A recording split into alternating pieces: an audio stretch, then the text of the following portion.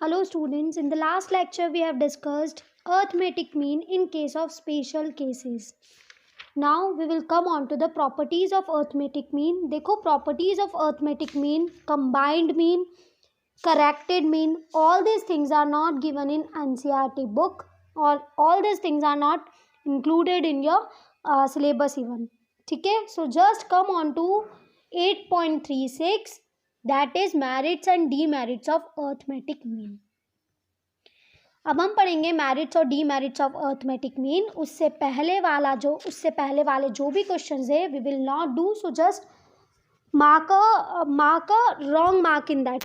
ठीक है, एक क्रॉस लगा दो वहां पर, that is not included in your syllabus. Right, so merits and demerits of arithmetic mean में सबसे पहले हम डिस्कस करते हैं मेरिट्स. तो it is simple to understand and easy to compute. सबसे पहला मेरिट तो ये है कि इसको समझने में भी सिंपल है as well as it is very easy to compute. Arithmetic को कैलकुलेशन के लिए सिंपल नॉलेज चाहिए हमको, एडिशन, मल्टीप्लिकेशन और डिवीजन का. सो इवन एक लेमैन जिसको एक बेसिक नॉलेज हो मैथ्स की, वो भी अर्थमेटिक मीन निकाल सकता है. ऑल्सो इसके मीनिंग को समझना बहुत ईजी होता है. वैल्यू पर आइटम या कॉस्ट पर यूनिट, मतलब क्या, अगर बहुत सारी चीज़ें तो उसका एवरेज निकालना है तो also it is easy to understand as well as compute करने में भी एक simple maths, addition, multiplication, division लगता है, जो कि एक नॉर्मल पर्सन जिसके पास एक एलिमेंट्री नॉलेज है वो भी अर्थमेटिक मीन निकाल सकता है. Now certainty. Arithmetic mean is rigidly defined by an algebraic formula, therefore everyone who computes the average get the same answer. Arithmetic mean leave no scope for deliberate prejudice और personal bias. मतलब इसमें क्या होता है, number fix होता है. ऐसा नहीं होता कि आप अपनी मर्जी से कोई भी मीन चूज कर लो. क्यों नहीं होता? क्योंकि इसका एक पर्टिकुलर अलजेब्रिक फॉर्मूला है और सबको उस फॉर्मूले को लगाकर ही मीन को कैलकुलेट करना पड़ेगा.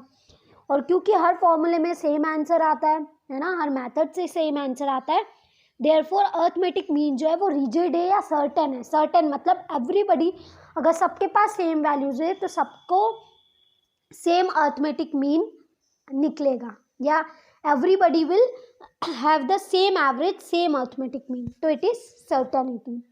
Next is based on all items. Arithmetic mean जो है वो सारे वैल्यूज को कंसिडर करता है. हम क्या करते हैं अर्थमेटिक मीन निकालते समय, सारी वैल्यूज को ऐड करते हैं, अपॉन में जितनी भी वैल्यूज है उसको अपॉन में लिखते हैं. मतलब it is based on all the values, it is based on all values, that is arithmetic mean जो है सारी वैल्यूज को कंसिडरेशन में लेता है. ठीक है, it is considered to be more representative of the distribution. Thus इसको क्या बोला जाता है, मोर रिप्रेजेंटेटिव, क्योंकि इसमें सारे नंबर को लेकर अर्थमेटिक मीन निकाला गया है. That's why this arithmetic mean is known as more representative. इसको मोर रिप्रेजेंटेटिव बोला जाता है. Now next is least affected by fluctuation in sample. अगर सैम्पल में अगर फ्लक्चुएशन हुआ है तो वो बहुत कम अफेक्टेड होता है, क्योंकि हम ऑल टुगेदर क्या निकालते हैं, इसमें एवरेज निकालते हैं. It is the convenient method of comparison. अगर हमको दो डिस्ट्रीब्यूशन में कंपेयर करना है तो अर्थमेटिक मीन जो है एक कन्वीनियंट मैथड है कंपेयर करने के लिए. If you want to compare two distribution या दो से ज़्यादा डिस्ट्रीब्यूशन को कंपेयर करना है तो अर्थमेटिक एवरेज एक कन्वीनियंट मैथड है कंपैरिजन के लिए. Algebraic treatment. अर्थमेटिक मीन में हम क्या करते हैं, एल्जेब्रिक ट्रीटमेंट करते हैं. और अगर हमको फर्दर एल्जेब्रिक ट्रीटमेंट लगाकर further mean deviation, standard deviation, ये सब कुछ निकालना है तो वो भी हम अर्थमेटिक मीन से निकाल सकते हैं. No arrangement required. The computation of arithmetic mean doesn't involve arrangement और ग्रुपिंग ऑफ आइटम्स. इसमें हमको कोई आइटम्स की ग्रुपिंग नहीं करनी होती या असेंडिंग या डिसेंडिंग ऑर्डर में अरेंज नहीं करना होता. That's why there is no arrangement required. Now there are 7 merits. No need of doing all the 7. You can do any of the 5. Right? Next is demerits of arithmetic mean. Demerits means drawbacks, disadvantages of arithmetic mean. Affected by extreme values. ये क्या होता है, extreme values से affected होता है. Since arithmetic average is calculated from all the items of series, it is unduly affected by extreme values, that is very small or very large items. For example, if monthly income of 4 person is 5,000, 7,000, 8,000 and 1 lakh, then their arithmetic mean will be 30,000, which doesn't represent the data. मतलब कैसे, इसकी ये जो है वो extreme value से बहुत ज़्यादा अफेक्टेड है। कोई वैल्यू अगर बहुत स्मॉल आ गई और कोई वैल्यू बहुत लार्ज हो गई तो वो एवरेज जो है वो बिल्कुल अलग बता देगा। जैसे देखो 5000, 7000, 8000 और 1 लाख, ठीक है, बाकी सारी वैल्यूज कम थी, सिर्फ 1 लाख आ गया, इसकी वजह से एवरेज जो है वो 30,000 आ गया, जो कि कम्प्लीटली गलत है। इसलिए बोलते हैं कि अर्थमेटिक मीन जो है वो एक्सट्रीम वैल्यू से बहुत ज़्यादा अफेक्टेड होता है। Next is assumption in case of open-end classes. In case of open-end classes, the arithmetic mean cannot be calculated unless assumption are made regarding magnitude of class interval of open-end series. अब क्या होता है, open and series में हमको पहले उसको convert करना पड़ता है, उसमें हमको क्या करना पड़ती है, अपर लिमिट और लोअर लिमिट अज्यूम करनी पड़ती है। हो सकता है वो अजम्पशन सही हो गलत हो, दैट्स वाई कि ओपन एंड सीरीज के केस में अजम्पशन करना पड़ता है। फिर absurd results. Arithmetic mean sometimes gives such results which appears to be almost absurd. If we have an average of 3.2 children per family for a particular community, obviously the average is absurd as the child cannot be divided into fraction.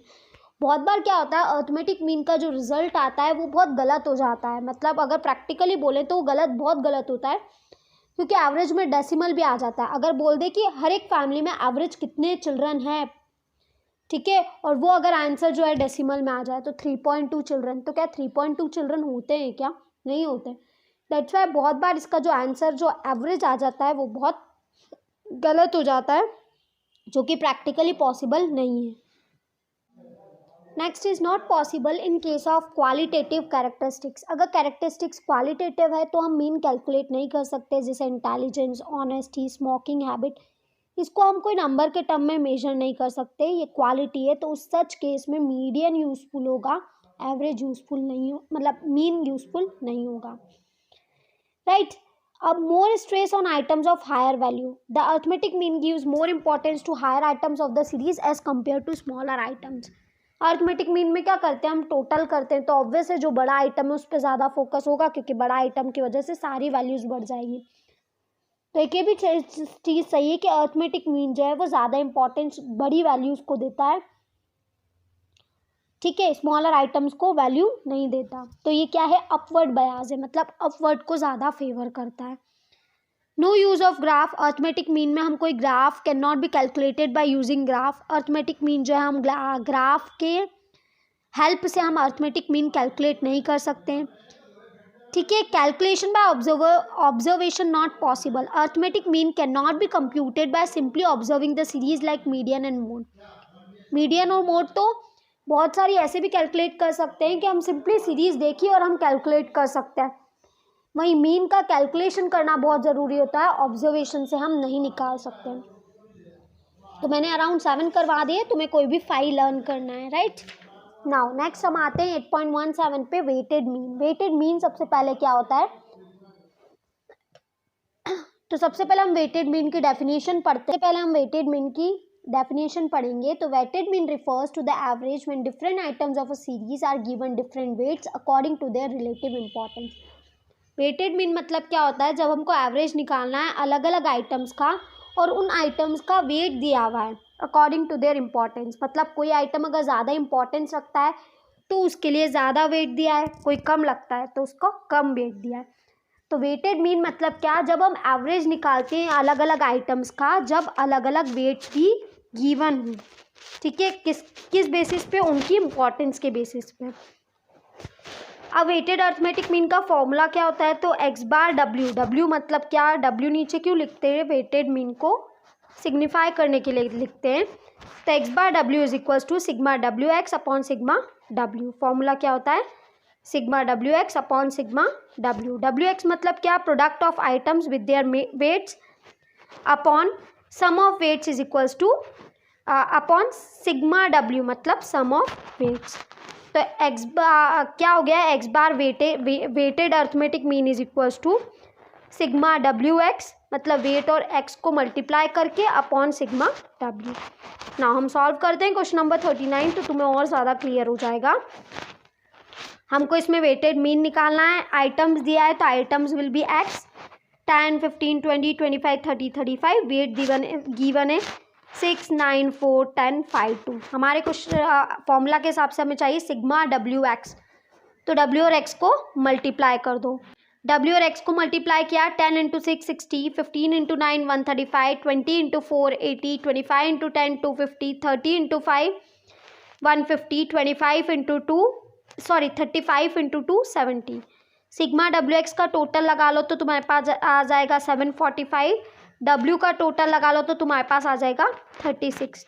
तो 745 upon कर दो 36, तो you will get 20.69। तो this 20.69 will be the answer.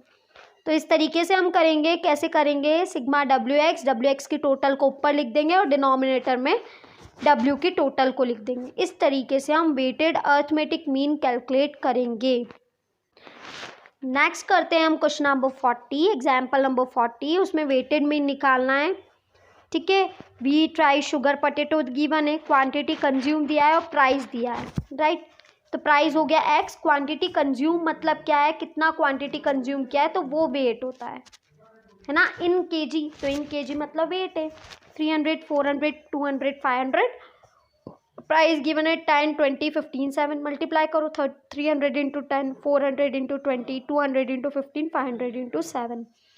जो भी आ जाएगा हमने sigma W x की टोटल लगा लो, 17,500 आ गया अपॉन सिग्मा डब्ल्यू। देखो क्लियरली लिखा है इन केजी, तो वेट हमेशा केजी ग्राम इनमें ही होता है, तो क्वांटिटी कंज्यूम को हमको वेट लेना है। सिग्मा डब्ल्यू की टोटल लगा ली, 1400 आ गया, तो 17,500 अपॉन 1400 कर दो, 12.5 विल बी द अर्थ में वेटेड मीन। इसको वेटेड मीन क्यों बोला? क्योंकि इसमें वेट गिवन था, इसलिए हमने इसको वेटेड मीन बोला। एग्जाम्पल नंबर 41 देखते हैं। कैंडिडेट ने ऑब्टेन किए इतने परसेंटेज ऑफ मार्क्स अलग अलग सब्जेक्ट्स में, इंग्लिश में 70, मैथ्स में 85, इकोनॉमिक्स में 90, बिजनेस स्टडीज़ में 80 और इधर अकाउंट्स में 95।